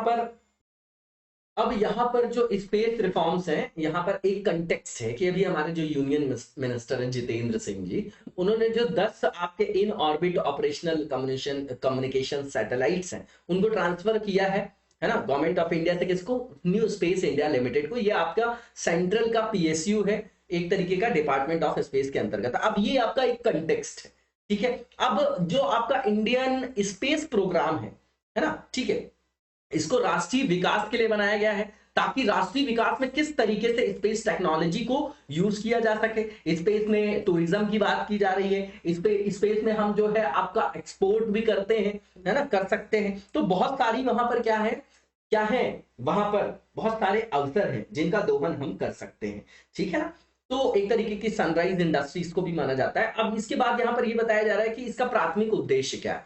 तो जो भी टेक्नोलॉजीज है, चाहे सैटेलाइट कम्युनिकेशन हो वहां पर, है ना, इसके अलावा आप देखेंगे कि जैसे नेविगेशन से रिलेटेड सैटेलाइट है, जीसैट वगैरह आप लोग पढ़ते होंगे, है ना, और रिसोर्स सेट वगैरह आप लोग पढ़ते होंगे, ठीक है ना, नाविक वगैरह के बारे में आप लोगों ने पढ़ा होगा। मौसम विज्ञान जो आपके हैं संदर्भ है, उनके संदर्भ में जो भी एप्लीकेशन है और भी जो अन्य उभरते क्षेत्र हैं, है ना, वहां पर जो भी टेक्नोलॉजी है उसको हम आत्मनिर्भर तरीके से अपने यहाँ डेवलप करें और उनको ऑपरेशनल करें, है ना। वहां पर अंतरिक्ष सेवाएं जो है वहां पर प्रोवाइड करने के लिए, यही तो उद्देश्य हो गया ना कि ये जो टेक्नोलॉजीज के सेगमेंट है यहाँ पर हम सबसे पहले तो आत्मनिर्भर हो जाए और उन सुविधाओं का दोहन कर पाए, ठीक। अब इसरो जो है इसका प्रीमियर क्या है, आपका ऑर्गेनाइजेशन है जो रिसर्च और डेवलपमेंट करता है, डिपार्टमेंट ऑफ स्पेस के अंतर्गत है, ठीक है। और डिपार्टमेंट ऑफ स्पेस जो है रिस्पॉन्सिबल है किसके लिए, प्रशासन के लिए, किसके, भारतीय अंतरिक्ष प्रोग्राम के लिए। अब जो कम्युनिकेशन सैटेलाइट्स हैं उनके नाम जीसैट 8, 10,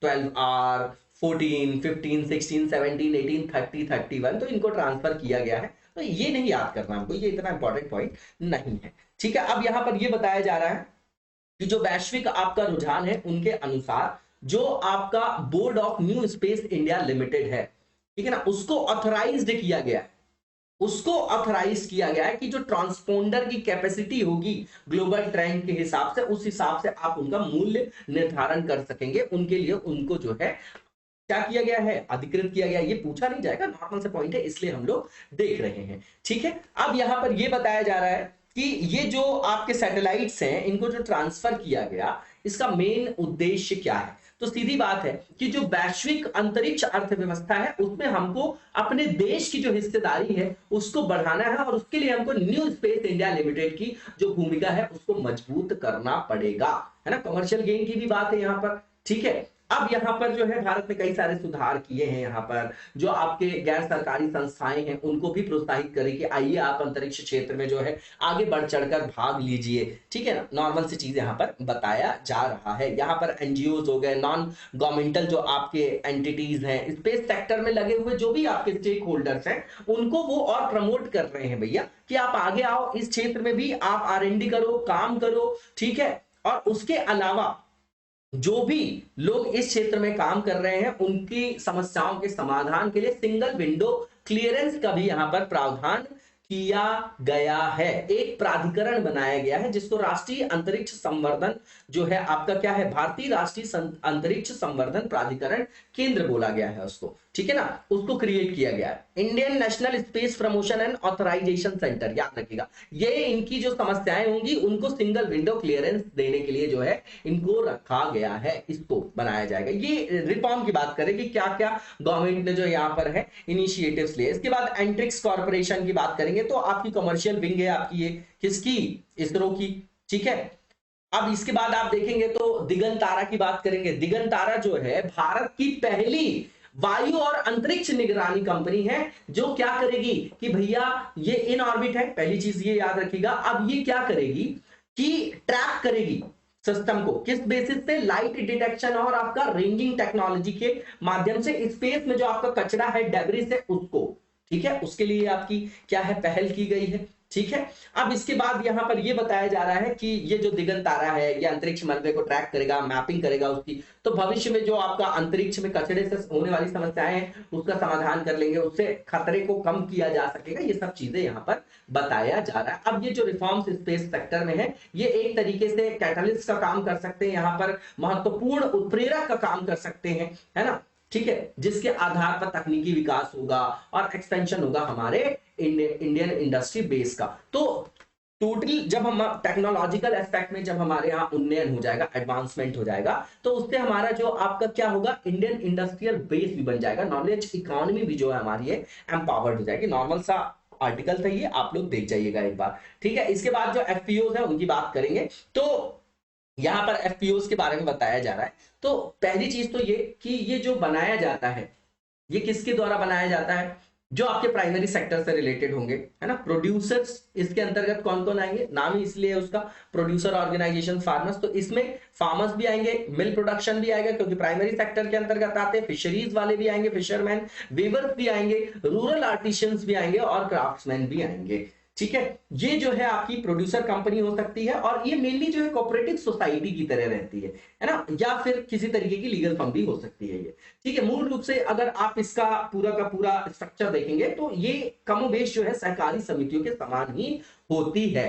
ठीक है, और इसको हाइब्रिड भी मान सकते हैं कोऑपरेटिव्स और प्राइवेट कंपनीज का। ठीक है, अब ये करती क्या है, तो भैया ये किसानों के हितों का संरक्षण करता है। और सीधी बात है कि ये जो एफपीओस को बढ़ावा देने के लिए जो हेल्प कर रहा है वो कौन कर रहा है, small farmers agri business consortium important है। ठीक है, दबाव समूह, हित समूह, ये सब आप लोग पढ़ते होंगे, उसी से संदर्भित है ये आपका। अब इसके बाद यहाँ पर ये बताया गया है कि कंपनी एक्ट जो है उसके अंतर्गत एफपीओस को बनाने के लिए, उनके रजिस्ट्रेशन की प्रोसेस के लिए, उनको अनुमति देने के लिए एक जो सेक्शन वहां पर इंसर्ट किया गया था 9th A है ना, उसको संशोधित जो है आपको करके वहां पर इनको भी वहां पर शामिल किया गया। ठीक, अब इसके द्वारा किया क्या जा रहा है, तो एफपीओ जो है बहुत ज्यादा फायदेमंद है एक तरीके से किसानों के हितों के संरक्षण में। जैसे मान मान लीजिए कि किस तरीके से प्रोसेसिंग अच्छे तरीके से किया जाए, ब्रांडिंग कैसे करना है ना, जो मार्केटिंग कैसे करना है, हमको निर्यात को बढ़ावा कैसे देना है, तो उसके लिए भी ये कार्यरत है आपके। और इन्होंने जो है एक तरीके से एक जिला एक उत्पाद क्लस्टर के तहत इस चीज को बढ़ावा भी दिया है ना। ठीक है, वन डिस्ट्रिक्ट वन प्रोडक्ट आप लोगों ने सुना होगा, तो उसको प्रमोट भी कर रहा है एफपीओ। ठीक है, अब इसके बाद आप देखेंगे कि बोला गया है कि जो भी आपके एस्पिरेशनल डिस्ट्रिक्ट्स हैं, जो आपके पिछड़े जिले हैं, उनको नाम हमने आकांक्षी दे दिया है कि उनकी आकांक्षा है कि भैया हम भी विकसित हो जाए। तो वहां पर जो सारे रीजन हैं आपके, है ना, प्रत्येक जो प्रखंड है उसमें कम से कम एक एफपीओ की जो है वहां पर स्थापना करना आवश्यक है। उसके गठन को प्रावधान में रखा गया है और उसको प्राथमिकता भी दी जाएगी वहां पर कि भैया इसको स्टैब्लिश करिए आप लोग। ठीक है, इसके माध्यम से जो है किसानों की आय जो है वो बेहतर होगी, उनके हितों का संरक्षण होगा, नॉर्मल सा पॉइंट है। अब यहाँ पर ये बोला जा रहा है कि जैसे इनको इनकी जो बार्गेनिंग कैपेसिटी है वो बढ़ जाएगी, क्योंकि जब एफपीओज वगैरह इनको हेल्प करेंगे तो इनको बेहतर मोल भाव की शक्ति प्राप्त होगी, ताकि वो अपने जो आपका अर्जन है उसको तार्किक स्तर पर क्या कर सके, ज्यादा प्राप्त कर सके। किसको अर्जन किसकी करेंगे, पैसों की, रुपए की, मूल्य की।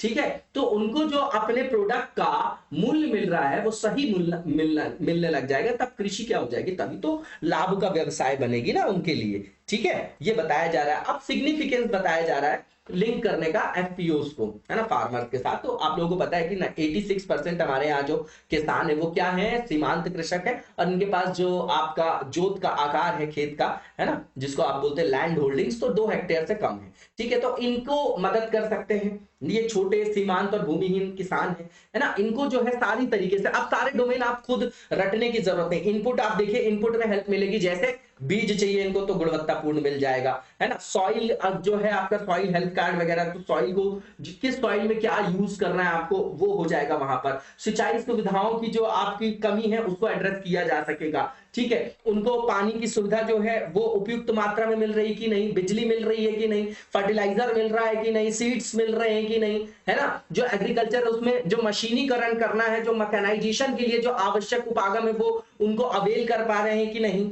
है ना। फिर उनको मार्केटिंग में क्या समस्या आ रही है ना। तो इन सब के लिए जो पूंजी वगैरह की कमी वगैरह की समस्या है, तो इन सबको वो सामूहिक रूप से इसका जो है समाधान कर पाएंगे। ठीक है, पहली चीज। दूसरी चीज ये कि यहां पर जो एफपीओस को लिंक किया गया है, ठीक है ना, ये वाइबल क्या है, एक तरीके से व्यवहार जो है आपका प्रस्ताव हो सकता है।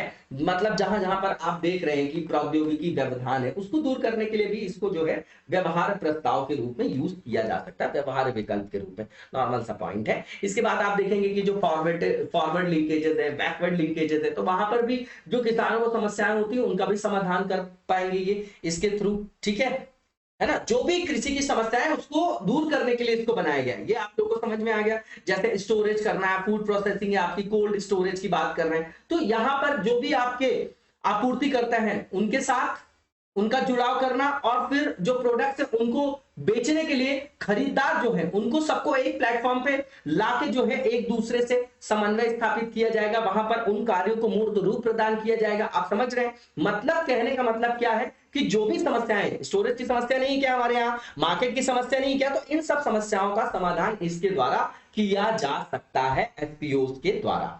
ठीक है, अब यहां पर बताया जा रहा है कि इससे जो है आपका एक प्लेटफॉर्म मिलेगा जहां पर जो भी उत्पादक संगठन है आपका, है ना, एफपीओ है और खरीदार है, उनके बीच में इंटरेक्शन हो पाएगा, संवाद हो पाएगा, है ना। तो बाजार से भी किसान को जोड़ा जा सकेगा।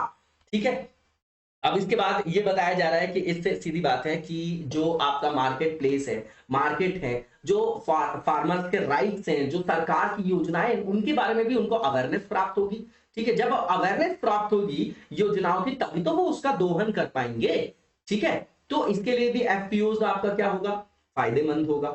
ठीक है, इसके बाद यहां पर जैसे यहां पर बताया जा रहा है कि जैसे नॉलेज शेयरिंग, जैसे नॉलेज गैप है जगह जगह में, हमारे यहाँ इंट्रा और इंटर दोनों ही स्तर पे देखेंगे, है ना। जो आपका राज्यों में, अलग अलग राज्यों में और राज्य के अंदर भी जगह विशिष्ट स्थान के संदर्भ में अवेयरनेस बहुत ज्यादा डिफरेंस है, नॉलेज गैप है हमारे यहाँ, इंफॉर्मेशन का बहुत ज्यादा गैप है वहां पर। ठीक है, तो इसको जो है पाटने के लिए, है ना, क्या किया जाएगा, एक्सपीरियंसेस को शेयर किया जा सकता है ना। पार्टनरशिप मॉडल्स को जो है वहां पर बताया जा सकता है। जैसे एक पार्टनरशिप मॉडल था भी, बहुत इंपॉर्टेंट है आपका, है ना, क्लासिक एग्जांपल है इसका वीडियो जो है आपका ई कुटीर पार्टिसिपेटरी वीडियो। ठीक, अब ये हेल्प करेगा क्या, तो सीधी बात है किसानों की आय बढ़ाने में। जो हमारा एम है कि इनकी जो आपका आय है वो डबल कर दी जाएगी 2022 तक।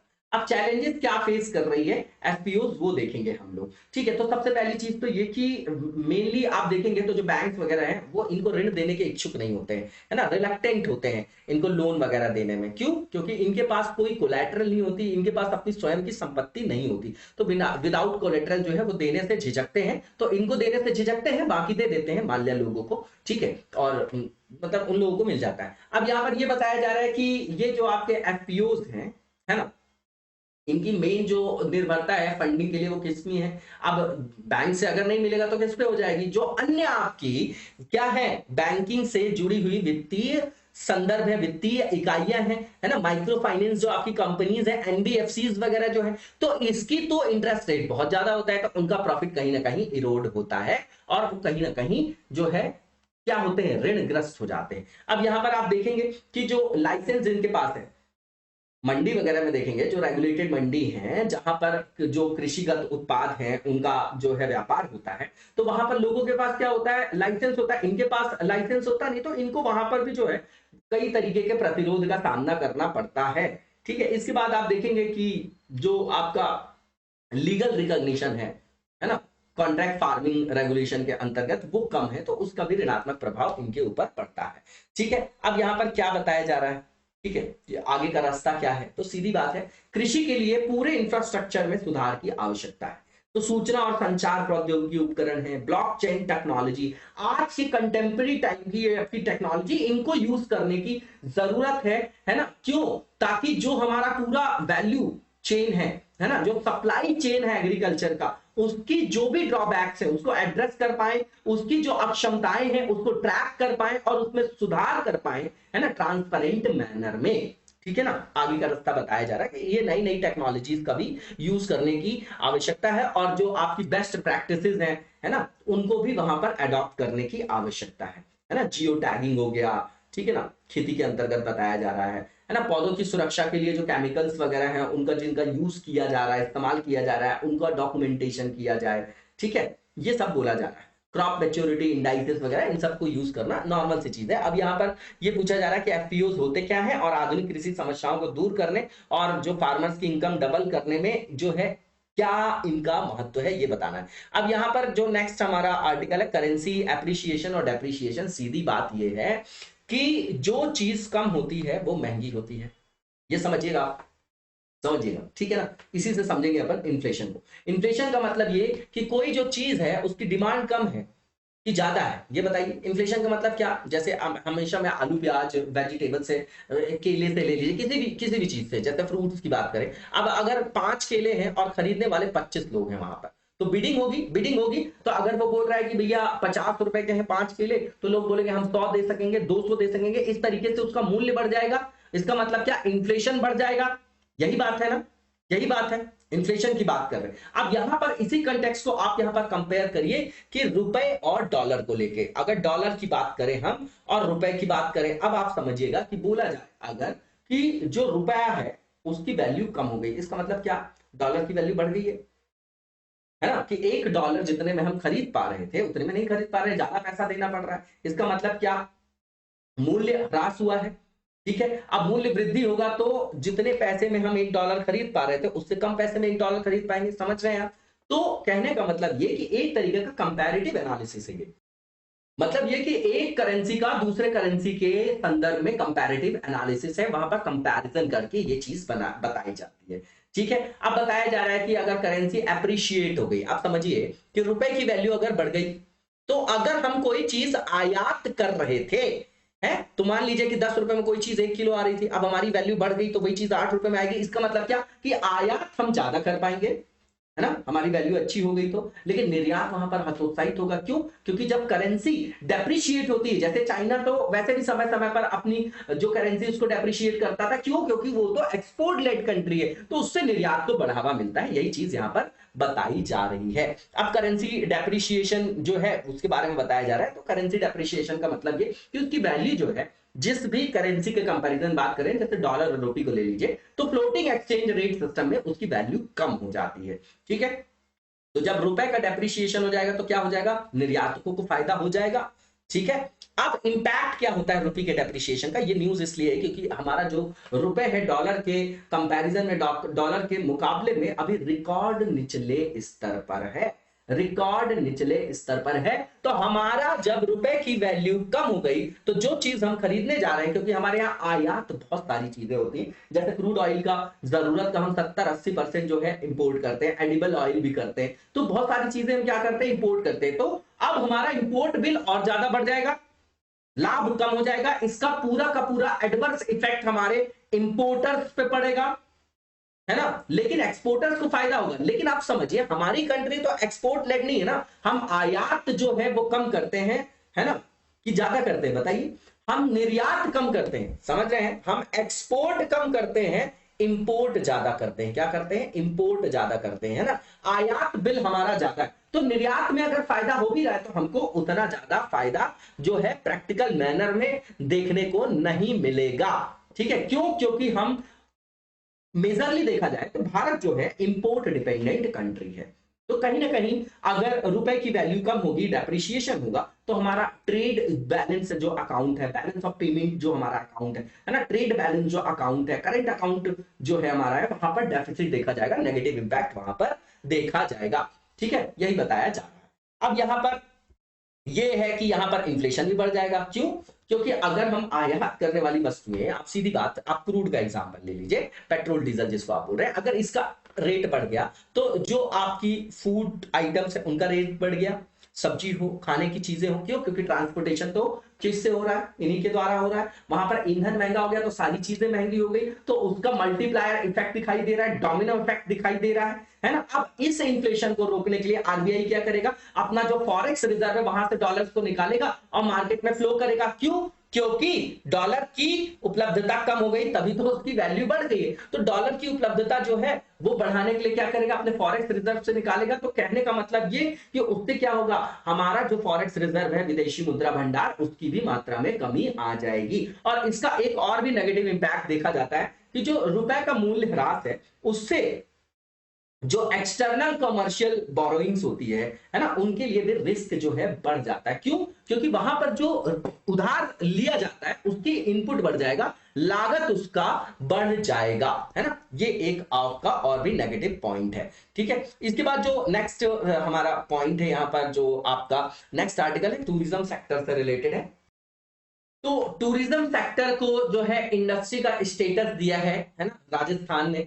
ठीक है, पर्यटन और जो आतिथ्य क्षेत्र है आपका, हॉस्पिटैलिटी सेक्टर, ठीक है, तो उसको दे दिया है उसने इंडस्ट्री का सेक्टर। तो इससे क्या होगा, फायदा हो जाएगा, टैक्स में छूट मिल जाएगी उनको, है ना, उनको लोन वगैरह मिल जाएगा। तो इस इंडस्ट्री को इसको जो है इंडस्ट्री के अंतर्गत जो है आपका दर्जा दिए जाने से क्या होगा, उद्योग का दर्जा देने से तो उनको कई तरीके की फायदे हो जाएंगे। ठीक है ना, इसलिए जो है इस तरीके का स्टेटस दिया जाता है। अब उद्योग का दर्जा जो है वास्तविक रूप से परिभाषित नहीं है हमारे यहाँ किसी भी कानून में। ठीक है, इसका मतलब ये होता है कि जो भी आपका सेक्टर इसमें एम्बेडेड किया गया, संपृक्त किया गया, तो उसको जो है औद्योगिक नीति के अंतर्गत जो भी लाभ है वो उनको प्रदान किए जाएंगे और औद्योगिक नीति में समावेशन किया जाएगा उनका। ठीक है, जैसे यूपी ने जो है वेयर हाउसिंग और लॉजिस्टिक का जो आपका क्षेत्र है, सेक्टर है, उसको उद्योग का दर्जा दिया है। मणिपुर ने खेल को जो है, जो आपका क्या दिया है, उद्योग का दर्जा दिया है। ठीक है ना, बेनिफिट्स क्या होंगे, तो सीधी बात है, जो आपके इनपुट्स हैं उसके लिए उनको क्या, कई सारे इंसेंटिव्स मिल जाएंगे, जैसे इलेक्ट्रिसिटी का जो टैरिफ है ना, वो कम हो जाएगा, तो उनका इनपुट कम हो जाएगा। ठीक है, इसके बाद जो इससे क्या हो जाएगा, एमएसएमई के जो आपके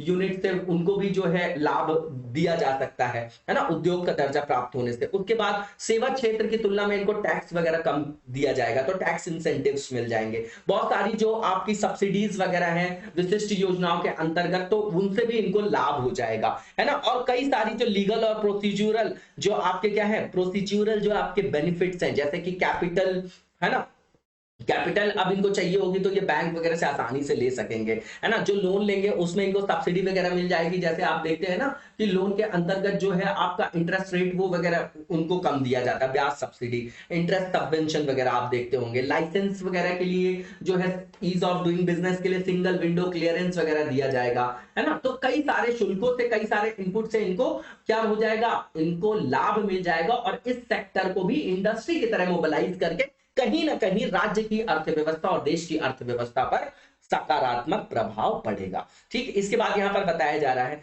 कि जैसे आपका इस सेक्टर को कोविड 19 के कारण बहुत ज्यादा लॉस हुआ, है ना। जो आपका हॉस्पिटैलिटी वाला सेक्टर है ना, हॉस्पिटैलिटी मतलब ये जो होटल वगैरह की बात कर रहा हूं मैं, रुकने वगैरह की, खाने वगैरह की, और उसके अलावा टूरिज्म सेक्टर को भी बहुत ज्यादा जो है वहां पर क्या हुआ, हानि हुई है। तो उसको क्या करने के लिए, पुनर्संगठित करने के लिए, उसमें सुधार के लिए, उसको रीफाइनेंस करने के लिए, जो उस पहले से वो ऋणग्रस्त हो गए तो उससे भी इनको फायदा होगा उद्योग का दर्जा मिलने से, और यहां पर एफडीआई का फ्लो भी इजी मैनर में हो पाएगा, और इससे रेगुलेटरी जो आपका एक क्या है प्रोविजन है, फ्रेमवर्क है, उसको भी बेटर मैनर में हम इंप्लीमेंट कर सकेंगे। कहने का मतलब ये कि और अधिक संगठित आयाम पर जो है और बेहतर संदर्भ पर जो है नियामकों का प्रावधान हम यहां पर कर सकेंगे। कुल मिलाकर उनका रिव्यू अच्छे से हो पाएगा, रेगुलेट उनको अच्छे से कर पाएंगे। ठीक है, इसके बाद जो नेक्स्ट हमारा फेज है वो रिलेटेड है एमसीक्यू से। तो पहला एनसीआरबी से रिलेटेड है, नेशनल क्राइम रिकॉर्ड ब्यूरो। इसके डेटा को हम यूज करते हैं जब भी मेंस का आंसर लिख रहे होते हैं। ठीक है, तो इसके बारे में ऑप्शंस दिए गए हैं नीचे, स्टेटमेंट बताना है कौन सा ट्रू है। तो पहला ये कि इसको सेटअप किया गया under ministry of home affairs 1986 में, बिल्कुल ठीक है। दूसरा ये कि इसको किसकी सिफारिशों के अंतर्गत जो है स्थापित किया गया था, तो नेशनल पुलिस कमीशन और मिनिस्ट्री ऑफ होम अफेयर्स का जो आपका टास्क फोर्स था उन्होंने रिकमेंडेशन दी थी। उसके बाद इसका हेडक्वार्टर न्यू दिल्ली में है, बिल्कुल ठीक है तीनों स्टेटमेंट। लास्ट स्टेटमेंट ये है कि ये फंक्शन करता है as a repository of information on crime, तो क्राइम से रिलेटेड जो है आंकड़े वगैरह जो है सूचना ये उपलब्ध कराता है। चारों के चारों स्टेटमेंट बिल्कुल ठीक है। इसका आंसर आपका ऑल ऑफ द अबव 1 2 3 4 हो जाएगा, जो कि बी में दिया गया। कहां दिया गया, बी में दिया गया, ध्यान रखिएगा। ऑल ऑफ द अबव हो जाएगा, इसके सारे के सारे स्टेटमेंट ठीक है। इसका आंसर आपका ऑल ऑफ द अबव क्या हो जाएगा, बी हो जाएगा। इसके बाद जो नेक्स्ट क्वेश्चन है हमारा उसको देखेंगे। एक्सिम बैंक के बारे में स्टेटमेंट है, बताना है कौन सा ट्रू है। तो पहला स्टेटमेंट ये है कि इसकी जो स्थापना हुई थी 1982 का जो एक्ट लाया गया था, export import bank of India act, है ना, उसके थ्रू हुई थी। ये एक्ट 1981 में लाया गया और इस्टेब्लिश किया गया इसको कब, 1982 में। ठीक है ना, तो एक्ट आपका 1981 का है, बिल्कुल ठीक है। ठीक है, और इसको जो है एक तरीके से एक्सपोर्ट क्रेडिट के एक कस्टोडियन के रूप में या संरक्षक के रूप में इसकी स्थापना की गई थी। पहला स्टेटमेंट बिल्कुल ठीक है। दूसरा ये कि इसके जो पहले चेयरमैन थे वो कौन थे, आरसी शाह थे, और वही मैनेजिंग डायरेक्टर भी थे, बिल्कुल ठीक है दूसरा स्टेटमेंट भी। तीसरा ये कि इसका हेडक्वार्टर न्यू दिल्ली में, तो तीनों स्टेटमेंट बिल्कुल ठीक है और सही बताना था, तो इसका आंसर भी all of the above D हो जाएगा। इसके बाद जो नेक्स्ट क्वेश्चन है उसकी तरफ चलेंगे हम लोग। एमएसपी के बारे में यहाँ पर क्वेश्चन फ्रेम किया गया है और पूछा जा रहा है कि कौन सा स्टेटमेंट नीचे दिए गए स्टेटमेंट में से रॉन्ग है। तो पहला ये कि ये एक रेट होता है जिसमें गवर्नमेंट परचेज करती है फसलों को, क्रॉप्स को फार्मर्स से, बिल्कुल ठीक बात है। एमएसपी का मतलब ये है कि जो कृषक हैं उनको आश्वासन, क्यों, क्योंकि जो कृषि है वो जोखिम का विषय है ना, वहां पर सिक्योरिटी नहीं, तो एक तरीके से सिक्योरिटी की भैया कोई नहीं खरीदेगा आपकी क्रॉप, तो इतने जो मिनिमम प्राइस है, न्यूनतम समर्थन जो मूल्य है, एक तरीके से ये किसानों के वेलफेयर के लिए है, कल्याणकारी आयाम है, तो इतना रेट हम देंगे, वही गवर्नमेंट उनको जो है रेट डिसाइड करके देती है, जिसको आप एमएसपी बोलते हैं, जिसपे फार्मर्स उनको बेच सकते हैं अपनी फसल। अब ये बेस्ड है किस कैलकुलेशन में, तो एटलीस्ट 1.5 टाइम जो कॉस्ट ऑफ प्रोडक्शन है ना। अब एमएस स्वामीनाथन जी की कमेटी की रिपोर्ट वगैरह आप लोगों ने पढ़ा होगा, ठीक है। तो जो भी किसान के द्वारा उत्पादन किया जा रहा है, तो जो उत्पादन की कॉस्ट, इनपुट कॉस्ट है, लागत है, उससे कम 1.5 गुना की गणना पर यह आधारित है। दूसरा स्टेटमेंट भी ठीक है। तीसरा ये कि इसमें 14 खरीफ क्रॉप्स हैं, 6 रबी क्रॉप्स हैं और 2 कमर्शियल क्रॉप्स अभी शामिल है। तीसरा स्टेटमेंट भी ट्रू है। और चौथा ये कि ये जो रिकमेंड कौन करता है एमएसपी के बारे में, तो सीएसीपी बोलते हैं इसको, बहुत इंपॉर्टेंट है, commission for agricultural cost and prices,